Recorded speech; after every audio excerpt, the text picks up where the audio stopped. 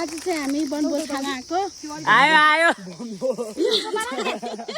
यो चाहिँ मेरो भाइ घुप्टे पार न त्यहाँ यो चाहिँ मेरो छोरा त्यहाँ अगाडि जाऊ न उतैपट्टि यो मेरो बहिनी कहाँ त्यहाँ जान्छ म यहाँ अन्धारहरू हेर्नु यहाँ हामी यहाँ सन्डे पनि छ के गर्ने कति सानी मान्छे हो अंकिता हेलो हाय ढुङ्गा त गयो त अनि झन् पर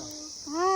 राख्नुपर्छ कि यसलाई हामीलाई चाहिँ आगो फुक्न धेरै गाह्रो भइरहेको छ किनभने पहिला नै पानी हालेर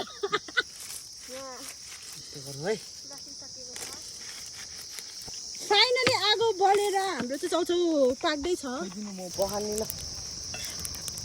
अब चाहिँ हालौँ है मसला ससला तीनटा यहाँ गाइस हामीहरू चाहिँ सबैजना अब चाउचाउ पाक्न लागेको छ अनि सबैजना यहाँ छेउमा आएर चाउचाउ आगो तापिरहेको बसिरहेको छ छन्। जाडो भएर हेर्न सक्नुहुन्छ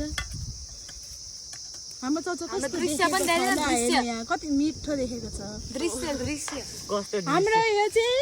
घरको माथिको जङ्गलमा हो यो चाहिँ हाम्रो गाउँ हो यो त स्कुल होला अलि झोलसुको चाहिँ स्कुल त यता हो नि यो चाहिँ स्कुल हो हाम्रो गाउँको ऊ त्यो पहेँलो चाहिँ घर यो स्कुल हो अनि यहाँ तलतिर चाहिँ हाम्रो गाउँ हो मेरो घर चाहिँ अलि यता छ र हामी चाहिँ यहाँनिर बनभोज खान आइरहेको छौँ लगभग पाक्नु लागिसक्यो अलि हालिहालौँ फेरि गाइस हामी चाहिँ फाइनल्ली चाउचाउ पकाएर नि खाँदैछौँ कस्तो भएछ देखाउनु पर्ने हो विप्लव कस्तो भएछ नसोध भला लाइस कस्तो भएछ त्यस्तै भयो